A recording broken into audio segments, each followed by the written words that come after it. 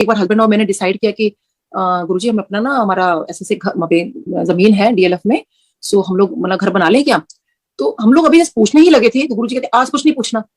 और हम लोग बहुत हैरान हुए कि गुरुजी को कैसे पता कि आज हम कुछ पूछने आए हैं यहाँ पर। बट जब भी ये दो बातें मैंने पूछी गुरुजी ने हमेशा कहना आंटी बड़ा पूछती है तो ज्यादा ना पूछा कर। सो खैर मैंने फिर पूछना छोड़ दिया। ये करते करते 3 महीने हो गए। फिर एक दिन बेटे के स्कूल में कुछ ज्यादा ही प्रॉब्लम हो गई उसके साथ। टीचर ने उसको थप्पड़ मार दिया और काफी ज्यादा कुछ दिक्कत हो गई। तो मेरे को बहुत तकलीफ हुई। तो बेटे ने कहा कि मम्मी मेरे को इस स्कूल में रहने नहीं है, मुझे स्कूल से निकालो आप।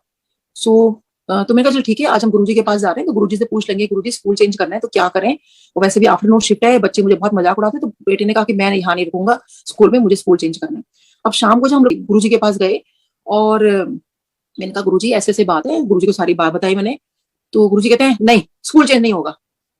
अब जब गुरुजी ने बोल दिया स्कूल चेंज नहीं होगा तो देखिए मतलब ही नहीं कि हम स्कूल चेंज कर दें। ये बड़ा रोया कि हमें गुरुजी से दोबारा पूछो दोबारा पूछो। मैंने कहा बेटा एक बार गुरुजी ने मना कर दिया है तो चीज बदल थोड़ी सकती है। क्योंकि इतना तो समझ में आना हमें शुरू हो गया था कि नहीं गुरुजी जो बोल देते हैं बस वो पत्थर की लकीर है, हमें कोई इफ एंड बट्स नहीं करने, कोई उनसे दोबारा कुछ नहीं पूछना। फिर भी हम लोग कई बार ऐसे गलती करते थे, मैंने भी एक दो बार की गुरुजी से दोबारा चीजें पूछकर। बट गुरुजी ने स्ट्रिक्टली कह दिया कि स्कूल चेंज नहीं होगा। अब ये उसी स्कूल में, और ये स्कूल जो था 10th तक आफ्टरनून शिफ्ट में था और उसके बाद इसको जो स्कूल था वो 2 साल के लिए होना था मॉर्निंग शिफ्ट में। तो जब तक ये 10th में आया तो इसलिए बड़ा खुश था कि मम्मी चलो अब तो मैं मॉर्निंग शिफ्ट में जाऊंगा, मतलब मेरे को मॉर्निंग शिफ्ट में पढ़ने का भी बड़ा मन है और अब तो स्कूल चेंज हो जाएगा। अच्छा इसने ना 9th में इसने बहुत कहा था कि मम्मी एक बार और पूछ लो कि क्योंकि 10th में जैसे स्कूल चेंज होते हैं ये तो 10th तक ही है। सो लेकिन तब तक गुरुजी ने चोला छोड़ दिया था, आप किससे पूछे हम लोग। सो मैं कहा नहीं बेटा गुरुजी तो मना करके गए हैं।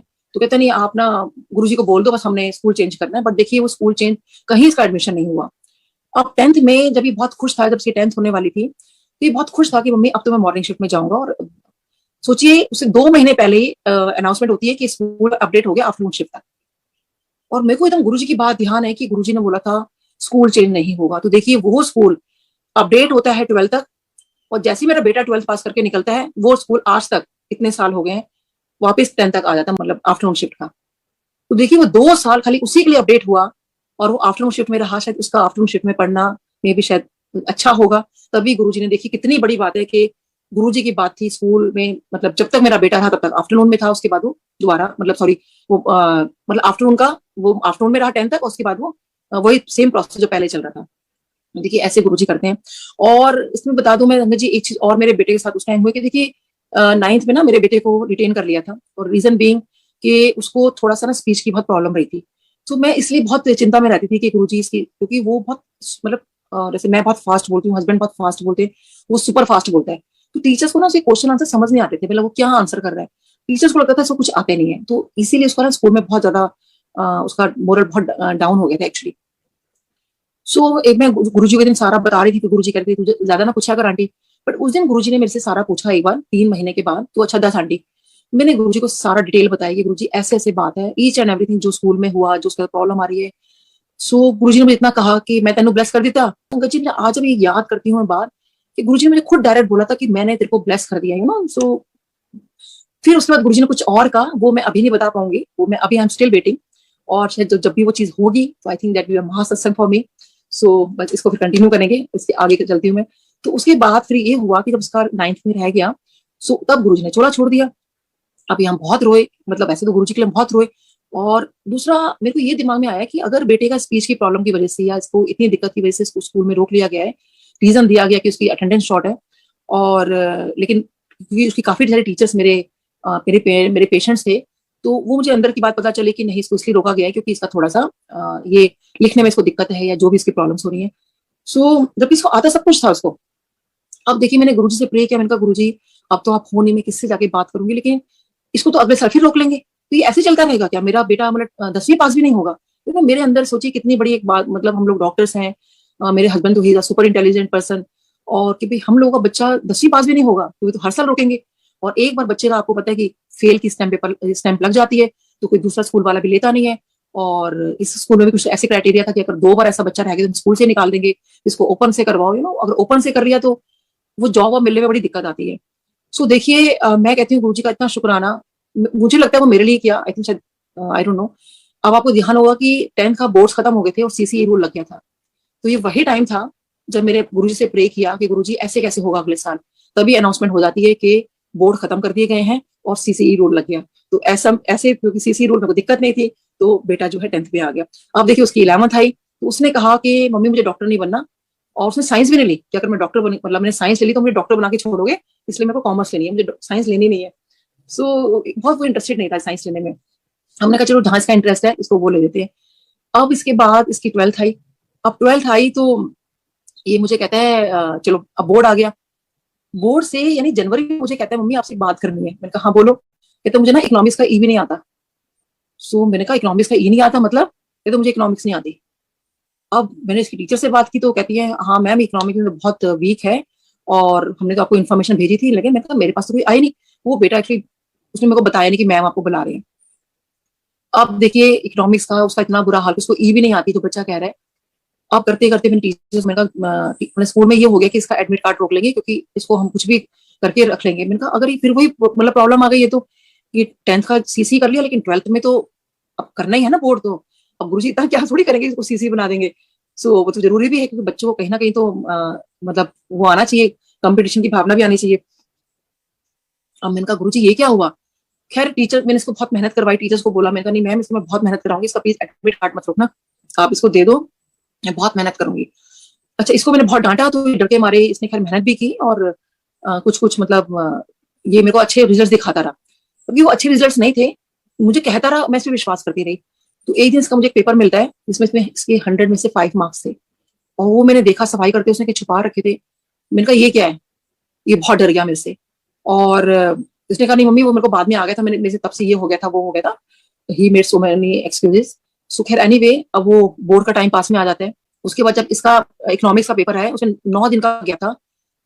जब उसका एग्जाम देकर आया, जो उससे पहले इकोनॉमिक्स से पहले का इसका एग्जाम था, मुझे आके घर में कहता है कि मम्मी आपको सच बताऊं, मुझे सच मम्मी इकोनॉमिक्स नहीं आती। तो मैं कहा तू कर क्या रहा था, देखो तूने तो कहा तेरे को आंसर समझ में आ रहा है, और कहते नहीं मम्मी मुझे सच में नहीं आता, मैं डर गया था मैं आपसे। आप मानोगे संगत जी, मुझे इतना गुस्सा चढ़ा, इतना गुस्सा चढ़ा अपने बेटे पर। मैंने इसकी 2 दिन तो बहुत पिटाई की, बहुत पीटा मैंने अपने बेटे को कि तू पूरे साल कर क्या रहा था, तूने मुझे अब क्यों बताया? कहता मैं अब बता रहा हूँ ना, मैं नहीं कर सकता। वो इसलिए डर गया, उस टाइम मेरे को बताया उसने कि भाई उसको पता था रिजल्ट खराब आएगा, और मम्मी जो है बहुत पता नहीं क्या करेंगी मेरा, तो मैं बता देता हूँ। आप मानोगे संगत जी, 9 दिन थे मेरे पास, 2 दिन मैंने इसको मतलब इस तरह उसको मारने पीटने में लगा दिए। बहुत गुस्सा किया था मैंने उस पर। उसके बाद जब 2 दिन मेरे ऐसे निकल गए, तो मुझे लगा मैं क्या कर रही हूँ, मतलब अगर मैं बच्चे पे इस तरह कर रही हूँ तो ये मारना बच्चों को ठीक बात नहीं है। और मैंने ये क्या किया, वो तो और भी उसका मोरल डाउन हो जाएगा, और मतलब एक मदर होकर अगर मैं उसका साथ नहीं दूंगी तो कौन साथ देगा। संगत जी बिलीव मी, मैंने क्या किया, उसकी सारी इकोनॉमिक्स की बुक्स उठाई, सारा मैंने गुरुजी के आगे रखा। मैंने कहा गुरुजी आपसे बड़ा कोई टीचर्स नहीं है, और कि मैंने कहा गुरुजी आपसे बढ़कर कोई टीचर नहीं है, आपके सामने मैं सारी बुक्स रख रही हूँ, और आपसे मैं प्रार्थना करती हूँ कि आप मेरे बच्चे के टीचर बनो आज, और इसको इकोनॉमिक्स आप पढ़ाओगे।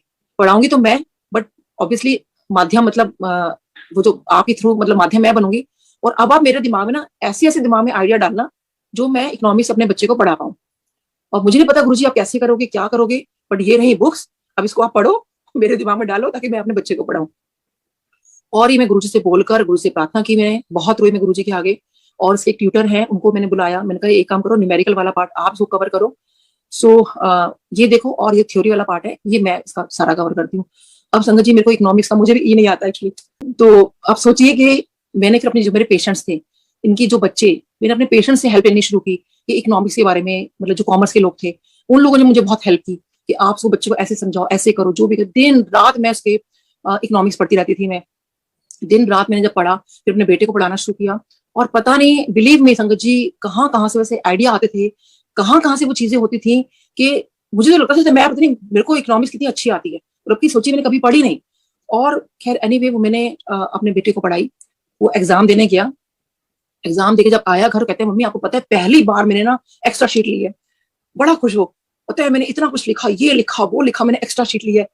सो मैंने कहा अच्छा, उसको मैंने कुछ नहीं कहा, मैं कहा बेटा ठीक तो लिखा था, ये क्वेश्चन था जिसमें ट्विस्ट आता है, क्योंकि वो आपको पता है क्वेश्चन में हल्के से ट्विस्ट ही होते हैं जहाँ पे सब एकदम से टर्न अराउंड हो जाती है हर चीज। तो वो जो ट्विस्ट था ना, मैंने कहा बेटा इसका तूने ये लिखा है। मैं कहता छोड़, जो लिखा है कोई बात नहीं, बस मैंने कहा गुरुजी अब देख लेना, बच्चा इतना कॉन्फिडेंट है, मुझे नहीं पता उसने क्या लिख कर आया है, बट मैंने उसको कुछ नहीं कहा, मैंने कहा देखा जाएगा जो होगा। अच्छा जब तक इसका ये एग्जाम इकोनॉमिक्स वाली बात नहीं हुई थी ना, उससे पहले मैं जब और फिर इसके बाद रिजल्ट भी आया था, तो मैं ये कह रही थी, गुरुजी जब ये पास हो जाएगा ना, तो कम से कम इसका डिस्टिंक्शन आ जाए, क्योंकि डीयू में इसको एडमिशन मिल जाए, वैसे तो 100% तक जाता है, लेकिन अगर डिस्टिंक्शन भी नहीं आई तो डीयू में तो मतलब ही नहीं। फिर जैसे इसका रिजल्ट, मतलब जैसे पास आते जाते रिजल्ट के, तो मैं था, पहले तो ये था कि 90 तक आ जाए तभी तो डीयू में एडमिशन मिलेगा, क्योंकि क्या पता इसने बहुत अच्छा, क्योंकि उसकी मैथ बहुत अच्छी मतलब उसकी थी। और मैथ का भी एक चीज बता दूं संगत जी, कि देखिए गुरु जी की कृपा में बताने लगी हूँ, जब ये स्कूल में, जब इसका वो सब चल रहा था स्कूल में, टीचर्स के साथ जो प्रॉब्लम चली थी इसकी, इसको मैथ में इसका 1 नंबर आता है, और टीचर मेरे को बुला के कहते हैं कि मैम इसको मैथ का एम भी आता है। सोचिए कि मेरे लिए कितनी परेशानी की बात थी कि इसको मैथ का एम भी नहीं आता। कहता मैम मेरी पूरी जिंदगी निकल गई है, मैंने किसी बच्चे का 1 नंबर नहीं देखा। 1 नंबर किसी का आता है क्या? तो मेरे लिए ना बहुत एम्बेरसमेंट वाली सिचुएशन होती थी, क्योंकि आसपास पीटीएम के अंदर बच्चे भी बैठे हुए हैं, टीचर्स भी बैठे हुए हैं, और पेरेंट्स भी बैठे हुए हैं, और ऐसे देखते थे कि 1 नंबर, और बच्चों ने डेफिनेटली इसका मजाक भी बनाया होगा स्कूल के अंदर। खैर मैंने उसमें भी बहुत बहुत मेहनत की, मैंने इसके साथ में दिन रात मैंने अपना कुछ मतलब क्लिनिक नहीं देखा, कुछ नहीं देखा, मैंने सब कुछ अपना सब छोड़ दिया, क्योंकि डेफिनेटली मेरे लिए मेरा बच्चा बहुत इंपॉर्टेंट है। और बस अगर मेरा बेटा स्कूल में है तो ही मैं क्लिनिक पर हूँ, और नहीं तो फिर मैं उनके साथ हूँ हमेशा। बेटी पे इतना ध्यान नहीं दिया, वो बेचारी अपने आप पढ़ती रहती थी, बेटे पे सारा मेरा ध्यान होता था, और रोज मतलब हमेशा गुरुजी बस ये कि गुरुजी आज स्कूल में ये हो गया, टीचर ने ये बोला, सारा टाइम मेरा ये चलता रहता था। अब उसका जब मैंने मैथ पढ़ानी शुरू की तो खैर उसने, चलो नेक्स्ट टाइम जब उसका मतलब एग्जाम हुआ तो उसको 22 मार्क्स आए। उसको फिर बूस्टअप हुआ, फिर किसी टीचर से मैंने बात की, और मतलब देखिए इसका हमने आईक्यू लेवल तक चेक कराया, इतना प्रॉब्लम हो गई थी, बट मतलब वो बहुत ही, उसका आईक्यू लेवल बहुत हाई निकला एक्चुअली।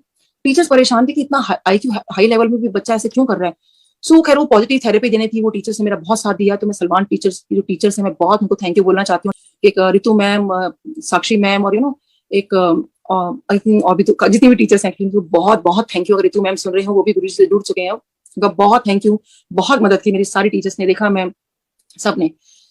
तो अब संगत जी, जब उसने ये कहते हैं ना, जब गुरुजी ने ब्लेस किया था, मतलब जब मैंने सारा बता रही थी गुरुजी को, उसके बाद मैथ तो बहुत अच्छा हो गया था, और उसी बेसिस पे उसको कॉमर्स से मिल गई थी। सोचिए मैथ में, और संगत जी आज की डेट में, आज उसका आप मानो कि ये हाल है, उस टाइम पे उसका हो गया था कि कोई भी क्वेश्चन है, कहीं का भी है, आप आईआईटी का कर लो या हमारे साइंस का कोई मैथ का क्वेश्चन आ जाए, वो कुछ भी कर, मतलब बेटा कोई भी क्वेश्चन कर सकता है, कैसा भी हो। देखिए ये गुरुजी की कृपा है कि वो आज कहाँ मैथ में उसका 1 नंबर था, और टीचर्स ने समझा था ये पता नहीं कुछ कर भी पाएगा नहीं कर पाएगा लाइफ में। तो उसके बाद जब उसका इकोनॉमिक्स का मैं आती हूँ, तो जब इकोनॉमिक्स से उसका रिजल्ट आने वाला था 12th का, अब मेरे दिल में दुख दुख होने लगी कि पता नहीं क्या होगा, पता नहीं क्या होगा, क्योंकि इसे इकोनॉमिक्स तो इतना वो, मतलब इकोनॉमिक्स की वजह से बहुत हम लोग टेंशन में थे, और पूरा स्कूल की टीचर्स भी टेंशन में थी।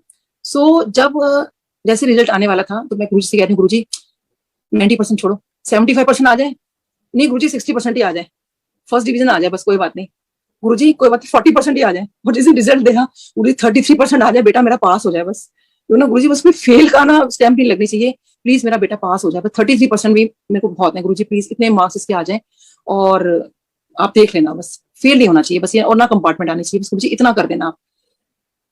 अब संगत जी रिजल्ट आता है, कंप्यूटर चल नहीं रहा, कुछ हो नहीं रहा, पता नहीं क्यों नहीं हो रहा, कंप्यूटर का क्या हुआ। मेरे हस्बैंड ने कहा नीलम पता नहीं कंप्यूटर में क्या प्रॉब्लम आ गई है, और रिजल्ट तो दिख नहीं रहा इसके अंदर, और सब हमें फोन कर रहे हैं, और सबको लगा कि कुछ ना कुछ गड़बड़ हो गई है, इसलिए मैं फोन नहीं उठा रही हूँ, और पता नहीं मैं अपने बच्चे का क्या हाल कर रही होंगी, और सबके फोन पे फोन कर रहे हैं, और मैं किसी का फोन नहीं उठा रही, क्योंकि मुझे रिजल्ट ही नहीं पता, और सब कह रहे हैं कि रिजल्ट आ गया, रिजल्ट आ गया, तो हमारे कंप्यूटर में रिजल्ट क्यों नहीं आ रहा। हस्बैंड ने कहा कि मैं अपने ना एक डॉक्टर मेरे फ्रेंड है, उनसे मैं पूछता हूँ उनकी डॉक्टर का भी रिजल्ट आया है। मैं कहा मत, नहीं पूछना मत, क्योंकि हमारे बेटे के पता नहीं क्या मार्क्स होंगे, तो आपकी इंसल्ट ना हो जाए कि आपके बेटे के इतने गंदे नंबर आए हैं। ये मेरे वर्डिंग्स थे, और मैं गुरुजी को याद कर रही हूँ, गुरुजी प्लीज को पास जरूर करा देना, मार्क्स का तो देखा जाएगा, कोई बात नहीं। अब मेरे हस्बैंड आते हैं, और एकदम से ना मुझे बाहर से एकदम आवाज करते, मैं कमरे में थी, तो एकदम से कहते हैं नहीं मैं एक्चुअली बाथरूम में थी, तो मेरे को एकदम से कहते हैं जल्दी आ जल्दी आ। तो मेरे का क्या हुआ, कहते हैं वो बेटे का रिजल्ट आ गया। मैंने कहा हाँ नहीं मुझे बता दो, और अंदर से मैं कर रही हूँ गुरुजी, और तो कहते हैं नीलम 92%, 85%, 86%, 73% कुछ बोले जा रहे हैं। मैंने कहा अपने फ्रेंड को बोलो अपने डॉक्टर का रिजल्ट ना बताएं, हमारे बेटे का रिजल्ट बताएंगे। तो कहते हैं नीलम ये हमारे बेटे का रिजल्ट है, और जैसे अगर मेरा बेटा सुन रहा था तभी हमारे कंप्यूटर में रिजल्ट भी आ रहा था, क्योंकि वो एक्चुअली बेटे ने कुछ गड़बड़ किया होता कि मेरे पेरेंट्स को रिजल्ट नजर ही ना आए, और उसको मैंने कितनी बार देखा कि सच में, और मैं इतना रोई। 92% मतलब कैसे डिस्टिंक्शन उसकी सब्जेक्ट में डिस्टिंक्शन, और इतने बढ़िया मार्क्स उसके, और जो इकोनॉमिक्स का पेपर है उसमें थे 73% उसके, 73% और मेरा बेटा कहता है पेपर खुलवाओ मम्मी पेपर खुलवाओ, इतने कम मार्क्स कैसे आए मेरे। मैथ में मेरे 100% आने चाहिए थे। ये मेरे मार्क्स के कम आया, और इकोनॉमिक्स में मेरे को कम से कम नहीं तो 90% तो आने चाहिए थे। पेपर खुलवाओ आप। मैंने कहा पेपर मत खुलवाओ, पता नहीं गुरुजी ने क्या किया है, पेपर नहीं खुलेगा, गुरुजी ने कुछ किया है तो तेरे इतने आ भी गए। मेरे को तो इतनी उम्मीद थी, बट बेटा इतना कॉन्फिडेंट था। और देखिए वो इतना कॉन्फिडेंस उसका बूस्टअप हुआ इस बात से। और देखिए टीचर्स ने सबसे पहले स्कूल में उसका रिजल्ट देखा, और आज भी देखो मेरा बेटा स्कूल में सबको याद है, क्योंकि उसका इतनी प्रॉब्लम थी कि मेरी बेटी को भी जब नाम लेते थे ना, तो मेरी डॉटर का नाम ही लेते थे, सो मेरे बेटे का नाम लेके बोल रहे थे कि उसकी सिस्टर इधर आओ, सो ये गुरुजी हमारे हैं। तो उसके बाद अब एडमिशन की बारी आई, कहते हैं मम्मी मुझे डीयू में एडमिशन करवा दो। मैं कहा बेटा नंबर तो अच्छे आ गए, लेकिन देखियो वहां पे 100% कट ऑफ जा रही है, 99 जा रही है, उस हिसाब से तेरे मार्क्स कम है अभी।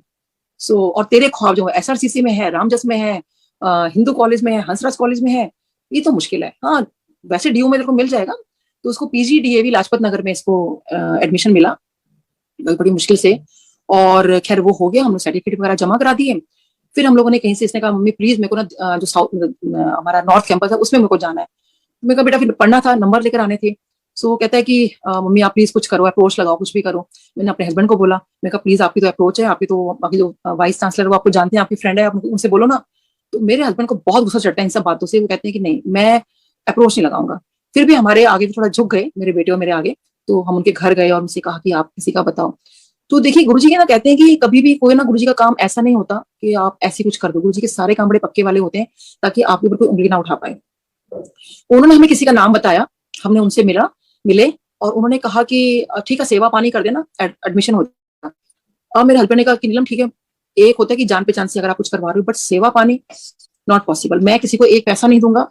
आज अगर मैंने अपने बच्चे को देख के कुछ पढ़ाया, तो बच्चा ना अगर वैसे निकलेगा, कहते हैं ना जैसे खाओ वैसे कुछ करो, तो वैसी चीजें होती हैं। तो अगर मैं आज मैंने अपने बच्चे को इस तरह से पैसा देके अगर मैंने पढ़ा दिया, तो ये भी ऐसे निकलेगा। पैसा एक फुटी कौड़ी नहीं दूंगा, चाहे माँ बेटे कितना भी रो लेना मेरे आगे। तो मैंने कहा नहीं वो तो मैं भी नहीं करूंगी, पैसा देके तो नहीं है, मतलब ठीक है अगर एक जान पहचान से हो जाता तो ठीक था। बट क्योंकि हस्बैंड को ये था कि नीलम मुझे लगता है कि जो बच्चा मतलब जिसके मार्क्स आए होंगे तो वो डिजर्व करता है ना, तो उसका होना चाहिए। तो मैं भी चुप लगा के मैंने कहा नहीं बात तो ठीक कह रहे हैं कि ऐसे बच्चे को वो नहीं कराना चाहिए हमें। हाँ मिल जाता, कुछ सीट खाली है तो ठीक है। सो हम गए उसी चीज के लिए थे कि अगर सीट खाली मिल जाती है, कभी होता है कॉलेज वगैरह में सीट खाली होती है और मे बी मिल जाती है। सो अब देखिए क्या हुआ कि हम लोग प्रिंसिपल के पास गए। तो प्रिंसिपल ने कहा कि नहीं फिजिक्स ऑनर्स में है और वहां चाहिए तो बताओ। हमने कहा नहीं वहां तो फिजिक्स ऑनर्स का तो मतलब ही नहीं था, कॉमर्स का बच्चा है तो इसको तो बीकॉम ऑनर्स करनी थी। सो उसके बाद हम लोग दोबारा गए वहां पर, तो एक टीचर वहां पे खड़े थे, तो मेरे को था कि कुछ टीचर का नाम बताया था। मैं टीचर का नाम भूल गई, किस टीचर से मिलने के लिए कहा था, और मुझे नाम ही याद ना है। और मैं बड़ी परेशान हूँ, गुरुजी ये क्या हुआ, टीचर का नाम याद नहीं आ रहा, तो मैं एडमिशन के लिए बात कैसे करूंगी यहाँ पर। और मैं मतलब अब मैं वहां पे खड़ी हूँ, तो अभी वो टीचर देखते हैं। तो मैंने कहा सर विक्रम कोई टीचर है इस नाम से, ऐसी कोई नाम बना के बोल रही थी। कहते हैं इस नाम से तो कोई टीचर नहीं है। मैं कहा सर एक्चुअली ना मैं भूल गई हूँ, बट वो मुझे किसी ने बताया था। अब उनको लगा पता नहीं मैं क्या, जो भी खैर उन्होंने सोचा होगा। कहते हैं आप मुझे बताओ क्या काम है आपको। मैं कहा सर वो ना एक्चुअली बेटे का एडमिशन की बात थी, तो ऐसे ऐसे है। कहते हैं अच्छा सर्टिफिकेट्स हैं आपके पास। मैंने कहा सर मेरे पास सर्टिफिकेट तो नहीं है। कहते फिर एडमिशन कराने क्या आए हो आप। तो देखिए सबको पता है कि सर्टिफिकेट्स की बहुत जरूरत होती है। तो मैंने कहा सर एक्चुअली ना वो थोड़ा हस्बैंड मतलब दूसरे कॉलेज में ट्राई कर रहे हैं, तो सर्टिफिकेट तो नहीं है। कहते अच्छा कोई भी आपके पास कोई भी कुछ पड़ा हुआ है। बाई चांस मेरे पास एक 12th की कोई मार्कशीट पड़ी थी इसकी, जो प्रोविजनल आती है। सो मैंने कहा सर एक फोटो कॉपी ये पड़ी हुई है। कहते आप अंदर आ जाओ। देखिए मैं उनको जानती नहीं पहचानती नहीं, वो सब गुरुजी ने करवाया। और मैं जब अंदर गई तो कहते हैं आप एक काम करो, 200 रुपए की पर्ची बनती है, आप उसको जमा करा के आ जाओ नीचे से। तो मैंने कहा सर ये किस बात की। कहते हैं आप करा के तो आओ। मैं नीचे गई तो पता चला कि रामजस कॉलेज के अंदर एंटी रैगिंग फॉर्म भरा जाता है, इससे 200 रुपीज फीस होती है। तो मैंने कहा ओ अच्छा ये तो एंटी रैगिंग फॉर्म भरवा रहे हैं, वो तो सब कॉलेज में भरवाते हैं ऐसे। सो चलो कोई बात नहीं, मतलब मैं गई। सो संगत जी मैंने तो उन्होंने मुझे बोला देखिए उठे खड़े हो जाते हैं जब ये बात मुझे याद आती है ना। सो मैं उनके पास गई और मैंने एक स्लिप के ऊपर कहते हैं अपने बेटे का नाम लिख दो। तो मैंने अपने बेटे का नाम लिखा और उनको वो स्लिप पकड़ा दी। तो जैसे ही मैंने वो स्लिप पकड़ाई, उनको कहते लाइन में खड़े हो जाओ। तो मैं कहा नहीं सर मैं यही खड़ी हूँ कोई बात नहीं। तो कहते नहीं मैं जिसका नाम बुलाऊंगा वही आएगा, और ये एंटी रैगिंग का फॉर्म है, और एंटी रैगिंग का फॉर्म भरोगी, उसके बाद जिस कॉलेज में एडमिशन मिला है फिर आप कंसर्न कॉलेज में जाओगे। सो और उधर से मुझे हस्बैंड फोन करने की नीलम बता मैं सर्टिफिकेट निकालू नहीं निकालू, तेरे को टीचर मिले नहीं मिले। मैं कहा मैं टीचर का नाम भूल गई हूँ, मुझे कुछ नहीं पता, और अभी रुक जाओ आप, अभी ये ना हो कि वो वाला कॉलेज भी हाथ से निकल जाए, पता चले यहाँ भी कुछ नहीं हुआ है। मैंने इनको मना कर दिया उस टाइम। तभी वो इधर नाम लेता है, और क्योंकि मैं तो वहीं सामने खड़ी थी, जैसे उसने मेरे बेटे के नाम की पर्ची उठाई, तो मुझे तो पता था मेरे बेटे के नाम की उठाई है। जैसे उसने वो नाम पढ़ा, तो संगत जी उसने जो नाम बोला मेरे बेटे का नाम नहीं था, वो जो गुरुजी का एक्चुअल नाम है, हमारे गुरुजी का वो नाम बोला कि ये यहाँ कौन है। अब मैंने कहा सर ये नाम नहीं लिखा हुआ, ये नाम लिखा हुआ है। एक्चुअली मेरे बेटे का नाम मृणाल है। तो मृणाल के अंदर आप सोचिए जो गुरुजी का एक्चुअल नाम है, मैं गुरुजी का नाम नहीं लेती कभी भी, जंबल वर्ड्स करोगे तो गुरुजी का और बेटे का नाम में वही सारे अल्फाबेट्स हैं। सोचिए कि उसके अंदर गुरुजी का नाम उसको दिखा, बड़ा क्लियर उसने बोला कि ये यहाँ कौन है। मैंने कहा सर ये नाम नहीं कहते। ओ अच्छा अच्छा, हाँ ये तो मृणाल सिंह लिखा हुआ है। मैंने हस्बैंड को फोन किया, मैंने कहा सर्टिफिकेट निकलवा लो। कहते तेरी टीचर से बात होगी। मैं कहा टीचर से बात नहीं हुई, कुछ ऐसा हुआ है, बेटे का एडमिशन यही होगा इसी कॉलेज में। कहते हुआ क्या? मैंने कहा बस आप आ जाओ। फिर गुरुजी का जहां नाम आ गया था, मैं समझ गई थी कि यहाँ पर होगा। हस्बैंड मेरी बात को फेथ करके आ गए सर्टिफिकेट निकलवाकर। तो जो प्रिंसिपल ने हमें पता नहीं कहां से देख लिया, फिर कहता है अभी तक आप लोगों का एडमिशन नहीं हुआ। और जो पीएन हमें अंदर नहीं जाने दे रहा था, उनका पियोन, कहता नहीं आप चलिए चलिए, यहाँ से बहुत भीड़ लगा रखी है आप लोगों ने। उसी को कहते हैं जा चल इनका काम करवा कर आ। अब मैं हस्बैंड कहते हैं किससे बात हुई है? प्रिंसिपल से बात हुई है? किससे बात हुई है? मैंने कहा मेरी किसी से बात नहीं हुई, पता नहीं ऊपर कोई टीचर मिले थे, मैं तो जानती थी उनको। और वो भी कह रहे हैं कि अरे इनकी फाइल ही निकाली अभी तक आपने मैडम, अभी तक ये खड़ी है वो है, ये सब कुछ करके। और ऐसे काम हो रहा है जैसे मैं तो पता नहीं कितनी बड़ी वीआईपी हूँ और पता नहीं क्या है। और पियोन मेरी फाइल लेके जा रहा है। मैंने कहा बस अब 15 लोग अंदर बैठे हुए हैं, ये एक एक करके फाइल जाएगी। कोई बहुत ट्रांसपेरेंट एक्टिविटी के अंदर मैंने उस दिन देखा, बहुत सब कुछ वेरी ट्रांसपेरेंट, कोई अप्रोच नहीं चलती, कुछ नहीं है ऐसा। एक एक करके फाइल जाएगी, सब पे घूमेगी। वो कहेंगे अरे इसके तो मार्क्स कम है क्योंकि बच्चे बाहर खड़े हुए हैं मार्क्स के लिए और इतने इससे ज्यादा मार्क्स वाले हैं, और इसकी फाइल तो वापिस आ जाएगी। और अब मेरे को हस्बैंड गुस्सा करेंगे कि मतलब वो कॉलेज भी गया और नीलम तुमने ये कॉलेज भी, आई डोंट नो, पता नहीं क्या होगा। मैंने कहा गुरुजी प्लीज देख लेना, आपका नाम आया था, मेरे को इसी फेथ पर आपका नाम वहां पर आ गया था और इसी फेथ पे ही हम लोगों ने सर्टिफिकेट्स निकलवा लिए वहां से। अब वो बंदा बाहर आता है, कहते हैं जी आपके बेटे का एडमिशन हो गया। आप तो बहुत खुश। मैं टीचर के पास गई, मैंने कहा सर मुझे आपसे ना एक बात पूछनी है। कहते हाँ जी पूछिए। मैंने कहा सर मुझे ये पूछना है कि मेरे बेटे का एडमिशन हुआ कैसे, क्योंकि आपको ये पता है कि जो मार्क्स है थोड़े से। कहते हैं कि मैम देखिए आपके बेटे का एडमिशन तो ऐसे हुआ है कि जिस वक्त ये फाइल घूम रही थी वहां पर, सोचिए संगत जी सुनने वाली बात है कि गुरु जी कैसे पक्के वाला काम करते हैं कि कोई उंगली भी नहीं उठा सकता आपके ऊपर। ये बाद में कोई बोले जिन्होंने तो अप्रोच लगा रही थी या ऐसा क्यों हुआ, कि जिस टाइम वो फाइल घूम रही थी, जिस टाइम उस कमरे में फाइल गई है, उस टाइम के लिए आई थिंक फॉर आधा घंटा या may be for half an hour, may be for an hour, जब तक वो मतलब मेरा काम हुआ है, जो कट ऑफ लिस्ट थी वो उसके उतनी आ जाती जितने मेरे बेटे के नंबर है। तो सोचिए कि वो कट ऑफ लिस्ट उसमें आ गई, उसमें मेरा बेटा उस स्लॉट में था और उस वक्त उस मार्क्स पे और कोई बच्चा था ही नहीं वहां पर, मतलब उससे ज्यादा मार्क्स वाला। देखिए कैसे गुरुजी ने चीज की कि कट ऑफ लिस्ट नीचे कर दी। और जैसे मेरे बेटे का एडमिशन होता है, क्योंकि मैंने पूछा कि अब कितना चल रहा है, तो कहती वो फिर बढ़ के दोबारा ऊपर आ गई थी। तो देखिए ये हमारे हैं गुरुजी जो कैसे हमें पल पल बताते हैं, हर चीज करते हैं। और इस तरह से मेरे बेटे का बीकॉम ऑनर्स रामदास कॉलेज में एडमिशन हुआ।